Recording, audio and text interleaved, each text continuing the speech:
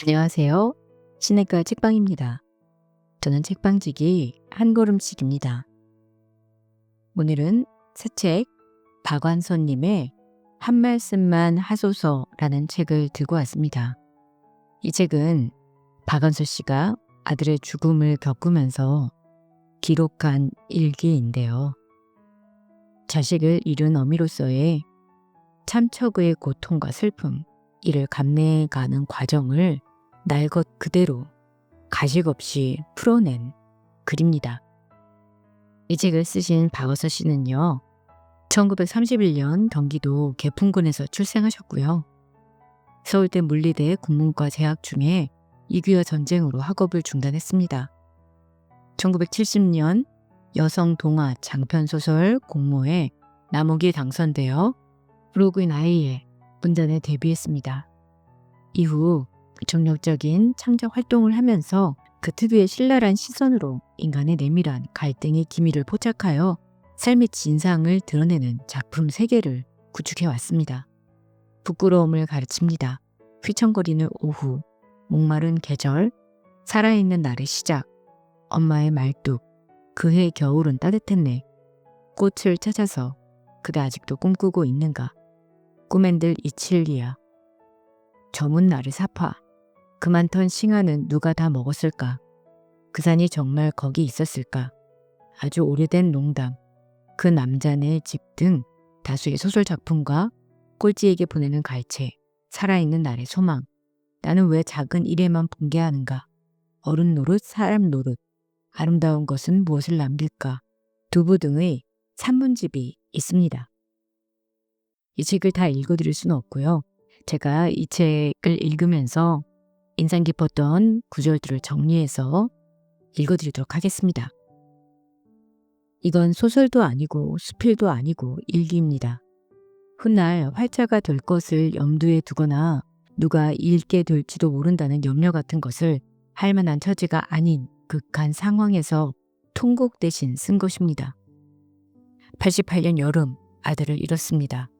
5 자식 중에 하나였지만 아들로서는 하나밖에 없는 자식이었습니다.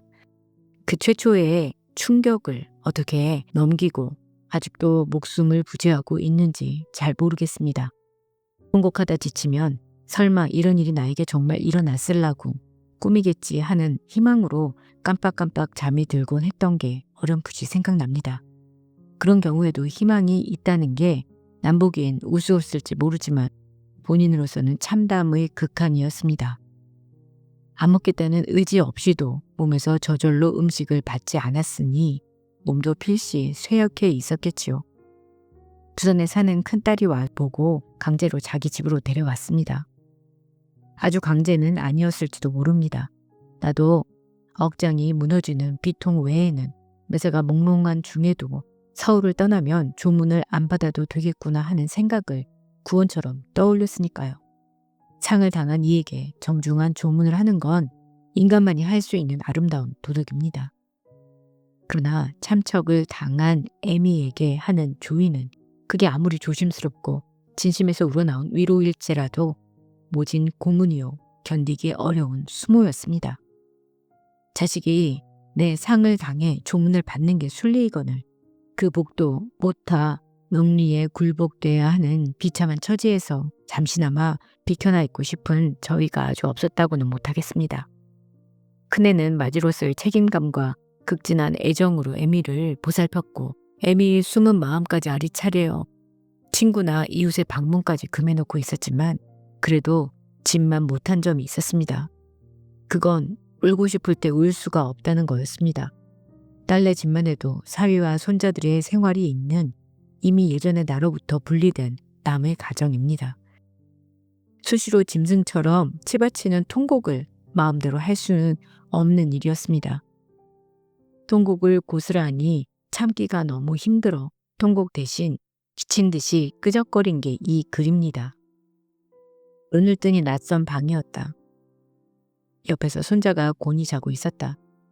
꿈이었으면 하는 몽롱한 착각을 즐길 새도 없이 아들이 이 세상에 존재하지 않는다는 사실이 무서운 괴물처럼 가차없이 육박해왔다. 집에서 같으면 설마 꿈이겠지 하고 현실감을 피할 수 있는 시간이 꽤 길었으련만 아쉬운 건 그뿐이 아니었다.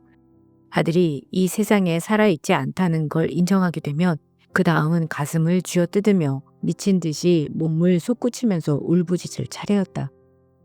그 일이 나에게 얼마나 중요한 의식인지 아무도 모른다.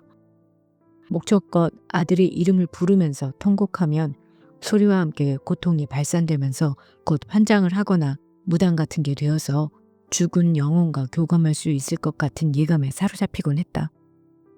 그러나 한 번도 실제로 그런 경지까지 도달한 적은 없다. 번번이 그 직전까지 갔다가 되돌아오곤 했다. 환장은 아무나 하는 게 아니었다. 나는 미치는 것조차도 여의치 않은 내 강철 같은 신경이 싫고 창피스럽다. 그러나 미치기 위한 노력도 안 하고 어떻게 맑은 정신으로 긴긴 하루를 보낼 수 있단 말인가. 그러나 여긴 평화롭고 화목한 딸네 집이었다. 아마 나를 의식해서겠지. 낮은 소리로 주고받는 딸과 사위의 음성이 거실 쪽에서 들려왔다. 통곡을 삼켜야 한다는 게 너무도 고통스러워 나는 가슴을 움켜쥐고 한동안 신음하다가 벌떡 일어나 거실로 가서 베란다로 나갔다. 둘이 마주 앉아 커피를 마시고 있던 딸 내외가 어쩔 줄을 모르고 엉거주춤했다. 나는 그들의 눈치를 볼 겨를 없이 베란다 난간에 매달려 더운 눈물을 쏟았다. 그러나 소리를 내진 않았다. 원태야, 원태야, 우리 원태야, 내 아들아. 이 세상에 내가 없다니 그게 정말이냐. 하느님도 너무하십니다. 그 아이는 이 세상에 태어난 지 25년 5개월밖에 안 되었습니다. 병 한 번 치른 적이 없고 청동기처럼 단단한 다리와 매달리고 싶은 든든한 어깨와 짙은 눈썹과 오똑한 코와 익살 부리는 입을 가진 준수한 청년입니다. 걔는 또 앞으로 할 일이 많은 젊은 의사였습니다. 그 아이를 데려가시다니요. 하느님 당신도 실수를 하는군요. 그럼 하느님도 아니지요. 뻘이 뒤에서 잘 주무셨느냐고 물었다. 그것이 과연 안면이었을까? 어젯밤 사위하고 맥주를 여러 병 마신 것이 생각이 났다. 비틀거리며 방으로 들어와 수면제를 털어놓고 자리에 들었다. 오늘이 며칠이냐고 내가 물었다. 9월 12일이라고 딸이 대답했다. 아들이 이 세상 사람이 아닌 지가 2주일이나 됐구나. 어떻게 그동안을 견디었는지 악몽을 꾼 것 같고 지금 이러고 있는 것 또한 꿈 깬 후에 또 꿈 같다. 어제 딸이 데리러 왔을 때 싫다고 할 기력도 없었거니와 싫고 좋고 하는 마음도 우러나지 않아 물건처럼 순하게 따라왔다. 아이들이 베란다로 의자를 내주어 편안히 앉았다. 뒤로는 장산이란 수려한 산을 등지고 앞으로는 수영만을 바라보고 있으니 아파트라기보다는 콘도같이 터가 좋은 딸네 집이다. 날씨는 쾌청하고 수영만에 떠있는 요트가 그림 같다. 거기서 88 올림픽 요트 경기가 열릴 거란다. 오고 가나 그놈의 88 올림픽 정말 미칠 것 같다. 서울집도 잠실 경기장과 올림픽 공원 사이에 있어 그 들뜬 야단 법석이 싫어도 들리고 보일 것 같더니만 여기까지 그 축제가 따라올 게 뭐람. 내 아들이 죽었는데도 기차가 달리고 계절이 바뀌고 아이들이 유치원 가려고 버스를 기다리고 있다는 것까지는 참아줬지만 88 올림픽이 여전히 열일이라는 건 도저히 참을 수 없을 것 같다. 내 자식이 죽었는데도 거울마다 성화가 도착했다고 잔치를 벌이고 춤들을 추는 걸 어찌 견디랴. 아, 만일 내가 독재자라면 88년 내내 아무도 웃지도 못하게 하련만 미친년 같은 생각을 열정적으로 해본다. 변덕이 죽을 듯 한다. 저녁 땐 부산에 오기를 잘했다 싶었다.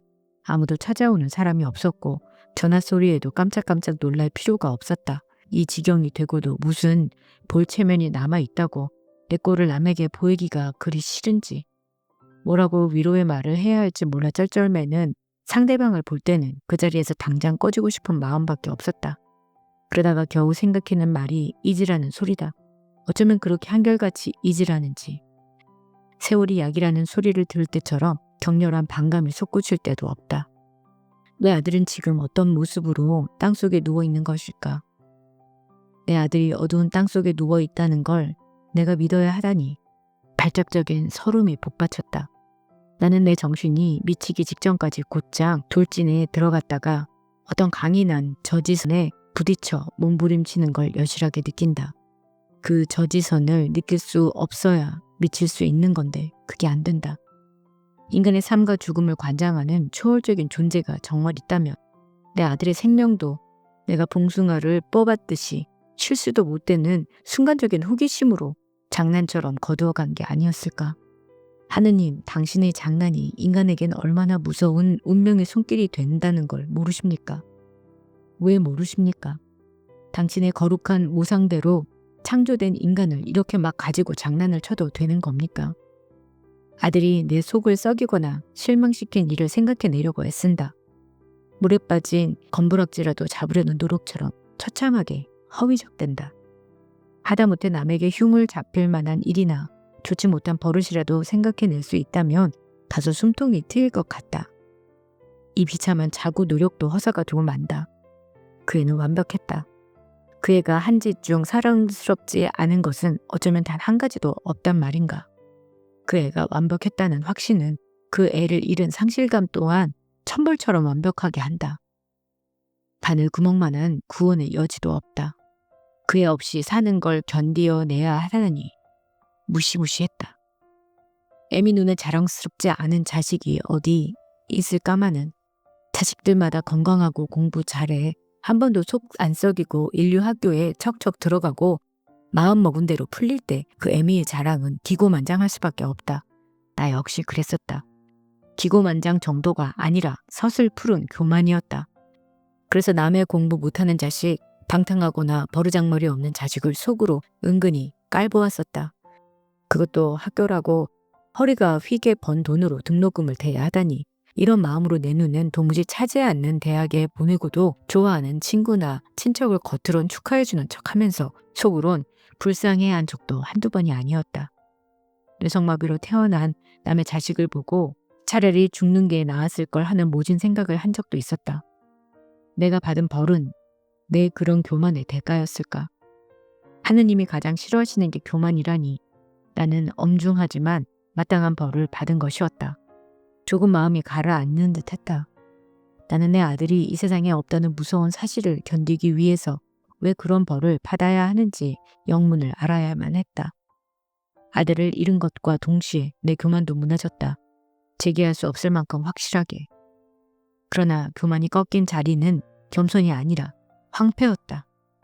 내 죄목이 뭔지 알아냈다고 생각하자 조금 가라앉는 듯하던 마음이 다시 끌어오르기 시작했다.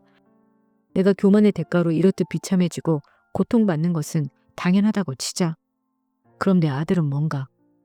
창창한 나이에 죽임을 당한 건 가장 잔인한 최악의 벌이거늘 그 애가 무슨 죄가 있다고 그런 벌을 받는단 말인가?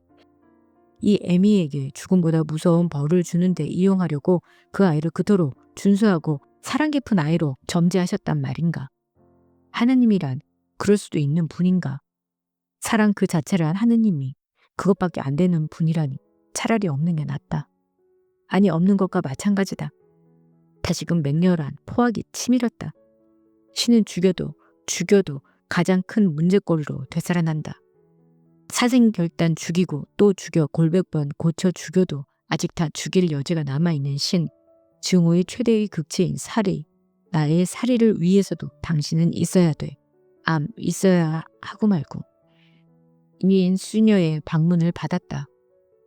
남편의 병중, 상중에도 기도와 위로를 아끼지 않아 큰 힘이 되었는데 여기서 또 이런 꼴을 보이다니 부끄럽고 숨고 싶었다. 딸애가 있는 대로지만 정성껏 점심을 지어 대접했다. 식사 후 수녀님한테 눈물을 보이고부터는 걷잡을 수가 없었다. 나는 사진첩까지 꺼내놓고 아들 자랑을 하기 시작했다. 그 애가 얼마나 특별한 아이인지, 나에게 꼭 있어야 할 아들일 뿐 아니라 직업인으로서도 이 사회에서 얼마나 필요한 인물인지, 그리고 동기간과 일가 친척 사이에서 얼마나 사랑과 기대를 모았었는지 눈에서 눈물을 쉴 새 없이 흘리며 입에선 침이 마르게 늘어놓았다. 그동안 가족들 사이에선 상처를 피하듯이 조심스럽게 화제에 올리기를 삼가던 아들 얘기를 그 애를 전혀 알지 못하는 수녀님을 상대로 마치 걸신 들린 것처럼 지칠 줄 모르고 해댔다. 특히 우리가 얼마나 특별하고도 완전한 모자 사이였다는 걸 강조할 때 내 허망한 열정은 극에 달했다. 막연한 불안과 함께 예전에 본 미국 영화 속의 사이코 엄마 생각이 났다. 나도 이러다 사이코가 되는 게 아닐까. 수녀님도 내 정신의 불균형을 감지한 듯 얼마 동안 부산의 분도 수녀원에 들어가 있으면 어떻겠느냐고 했다. 번거로운 인간관계도 피할 수 있고 공기 좋고 조용히 심신의 안정을 취할 수 있을 것 같다고 했다. 아들이 없는데도 온 세상에 살판난 것처럼 들떠있는 올림픽의 축제 분위기가 참을 수 없더니 내 아들이 없는 세상 차라리 망해버리길 바란 거나 아니었을까? 내 무의식을 엿본 것 같아 섬뜩했다. 아, 천박한 정신의 천박한 꿈이여. 내 아들아, 어쩌면 에미를 이렇게까지 비참하게 만드니. 그러거나 말거나 오늘은 88 서울 올림픽의 개막식 날이다. 날씨는 쾌청하고 개막식도 잘 돼가는 모양이다. 딸 사위, 손자들이 텔레비전으로 그 광경을 시청하면서 연방 탄성을 지르며 즐거워하고 있다. 그런 분위기를 회방 놓지 않을 만큼 대범해야 된다는 건 인내가 아니라 고투다. 그저 만만한 건 신이었다. 온종일 신을 죽였다. 죽이고 또 죽이고 일백 번 고쳐 죽여도 죽빌 여지가 남아있는 신. 증오의 마지막 극제인 살의, 내 살이를 위해서도 당신은 있어야 돼. 오후 3시경에 서울에서 둘째와 셋째와 손자가 내려왔다. 딸들을 다시 만난 게 조금도 반갑지 않았다. 그 애들을 지극한 염려도 그저 귀찮고 시들했다. 나는 그동안 그 애들을 생각하지 않았다. 오로지 아들만 생각했다. 문득 내가 아들 대신 딸 중에 하나를 잃었더라면 이보다는 조금 덜 애통하고 덜 억울했을지도 모른다는 생각이 들었다. 처음 해보는 생각이었다. 그런 생각이 떠오른 것 자체가 두려워 나는 황급히 성호를 그었다. 행여 또 그런 생각이 떠오를까봐 속으로 주무경을 외웠다. 그래도 두려워 화장실에 가서 울며 용서를 비는 기도를 했다. 오랜만에 해보는 기도였다. 그래도 두려움과 가슴의 울렁거림은 가라앉지 않았다. 오후엔 딸의 친구가 먹을 걸 해가지고 나를 보러 왔다. 아들의 조문을 받아야 하는 고통과 수치를 피하고 싶은 것도 부산으로 내려온 까닭 중에 하나였다. 딸도 애미의 이런 심정을 뻔히 아는지라 제 집에 아무도 찾아오지 못하게 세심하게 신경을 쓰는 눈치였는데 그 친구는 좀 무례하다 싶을 정도로 예고 없이 들이닥쳤다. 나는 딸 또래의 젊은이로부터 듣게 될 어색한 위로의 말이 지레 겁이 나 숨고 싶었지만 그것도 여의치 않았다. 그러나 그 젊은이는 내 아픈 곳은 한 번도 안 건드리고 자기가 해온 음식의 맛과 영양가에 대해서만 이야기했다. 그 태도가 티없이 맑으면서도 공손해서 은연중 제대로 된 가정교육을 받은 좋은 성품을 풍겼다. 나는 세상 물정 모르는 철부지가 내 고통을 함부로 건드릴까봐 잔뜩 도사려 먹은 마음을 풀고 편안해질 수가 있었다. 그리고 그이가 가자, 나는 딸에게 참 좋은 사람이더라고 그의 칭찬을 했다. 딸도 제 친구가 엄마 마음에 든 게 깊은지 묻지도 않은 그의 가정 환경까지 들려주었다. 그는 양친이 구전에 계시고 형제자매도 여럿인데 하나같이 좋은 학교 나와 출세하고 경제적으로 유복하게 산다고 했다. 또 그 여러 형제자매들이 낳은 손자녀까지 합치면 그의 양친이 퍼뜨린 직계 가족이 50명 가운데 여태껏 한 번도 참척을 겪은 일이 없다고 했다. 거기까지는 듣기가 좋았는데 그 집안이 그렇게 잘 되는 것은 그 어머니의 독실한 신앙과 끊임없는 기도 생활 덕분이라는 것을 자손들이 느끼고 늘 감사하며 산다는 대목에서 나는 그만 마음이 몹시 상하고 말았다. 상한 정도가 아니라 가슴에 못이 되어 박히는 기분이었다. 딸도 들은 대로 말했을 뿐 그 한마디가 애미를 그토록 아프게 한 줄은 미처 몰랐으리라. 나는 그럼 기도가 모자라서 아들을 잃었단 말인가. 꼭 그렇게 들려서 고깝고 야속했다. 스승의 자식을 위해서 기도하지 않은 애미가 어디 있단 말인가. 가톨릭에 입교한 지가 4년밖에 안 되니까 예수 그리스도를 통해 기도한 지는 그밖에 안 될지도 모른다. 그렇다고 그 전에 기도가 없었을까. 영세받고 성당이나 집에서 격식에 맞게 올리는 기도보다 그 전에 마음에서 우러날 때마다 자연 발생적으로 바친 기도, 기도하듯 삼가듯 마음가짐이 훨씬 더 순수하고 간절했었다. 신앙 깊은 어머니 덕에 자손이 다 잘된다는 얘기가 나에게 그렇게 뼈아프게 와 닿았음에도 내가 당한 고통의 의미를 내가 저지른 죄를 통해 찾아내려는 종교적 심성이 내 안에 있기 때문이 아니었을까. 지금 현재 신의 문제는 나에게 늪과 같다. 집요하고 수렁 같은 늪. 벗어나려고 몸부림칠수록 점점 더 끌려가는 느낌이다. 아무리 깊이 빨려 들어가 그 밑바닥까지 도달한다 해도 신을 만나지는 못하리라. 적어도 이 늪에서 해방되지 않는 한 신의 얼굴은 유언할 뿐이다. 끔찍스러운 모순이다. 나는 나를 남처럼 저만치 떼어놓고 그 속을 빤히 들여다본다.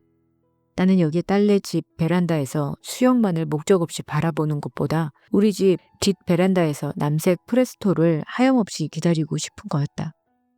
마냥 기다리고 있으면 반드시 우리 아파트 진입로로 운전대를 꺾는 아들의 준수한 얼굴을 볼 수 있을 것 같다. 미쳐서라도 좋으니 그렇게 되고 싶다. 내 아들의 죽음의 의미는 뭘까? 죽음 후에도 만남이 있을까? 그의 죽음은 과연 피할 수 없는 운명이었을까? 신이 있기나 있는 것일까? 인간의 기도나 선행과는 상관없이 인간으로 하여금 한 채 앞도 못 내다보게 눈을 가려놓고 그 운명을 마음대로 희롱하는 신이라면 있으나 마나가 아닐까? 여지껏 지녀온 신의 개념 중에서 자비로운 공정성 같은 걸 빼버리면 신 또한 시체만 남게 된다. 성경에는 예수께서 십자가에 못 박혀 운명하시기 직전에 큰 소리로 남기신 말은 엘리 엘리 라마 사박다니라고 기록하고 있고 그 뜻은 나의 하나님 어찌하여 나를 버리시나이까 라고 밝히고 있다. 그러나 정작 숨은 뜻은 하느님 결국 당신은 안 계셨군요가 아닐까. 나는 그 묵주로 9일 기도도 바쳐보고 단식 기도도 바쳐봤지만 남편의 생명을 붙들지는 못했다. 그 묵주가 이렇게 짐 속에 들어 있었을까? 아마 둘째가 짐을 싸면서 애미가 너무 힘들 때 혹시 위로가 될까 해서 챙겨 넣은 모양이다. 나는 그 묵주가 특별히 영검하다는 걸 믿지 않는다. 처음부터 믿지 않았었다. 내가 그걸 굳게 믿을 수 있었다면 아마 그 묵주로 남편의 병을 고칠 수 있었을지도 모른다. 그럼에도 불구하고 나는 묵주를 보자 덜컥 가슴이 내려앉아 얼른 주모경을 바치고 나서 작은 주머니 속에다 넣어두었다. 그리고 나서 주님, 당신을 사랑해서가 아닙니다. 믿어서도 아닙니다. 만에 하나라도 당신이 계실까봐, 계셔서 남은 내 식구 중 누군가를 또 탐내실까봐 무서워서 바치는 기도입니다. 라고 내 기도에다 주석을 달았다. 온몸의 살갗이 다 까진 것처럼 그저 닿는 데마다 쓰리고 아프다. 이런 내가 스스로도 부담스러우니 자식들은 또 얼마나 짐스러울까. 이곳 해운대 성당에 연미사를 신청했으니 미사 참여하러 가자고 했다. 그애가 죽고 나서 처음 가보는 성당이다. 생전 처음 많은 사람들 사이에 섞어보는 것처럼 쭈뼛쭈뼛 몸둘 바를 모르겠다. 아무도 나를 알아보는 사람이 없건만 모두 나를 알아보고 손가락질을 하는 것 같다. 저 옆에내가 아들 잡아먹은 옆에내래 하고. 어렸을 때 우리 시골에선 일찍 과부가 되거나 참척을 본 팔자 사나운 여자를 가리켜 남편 잡아먹은 년 혹은 새끼 잡아먹은 년이라는 심한 말로 손가락질을 했었다. 어린 마음에도 참 끔찍한 말버릇이라고 생각했건만 그 애를 잃고 나서 자주 그 말이 떠오르곤 한다. 그건 결코 심한 말이 아니라 생생한 실감이었다. 가슴에 꽉 가로막힌 이 무겁고도 생전 사가 없어질 리 없는 응어리와 수치감에 그 이상 들어맞는 비유가 어디 있을까. 미사 보는 동안도 내내 자식 잡아먹은 내 모성의 독함에 대해서 생각하고 또 생각했다.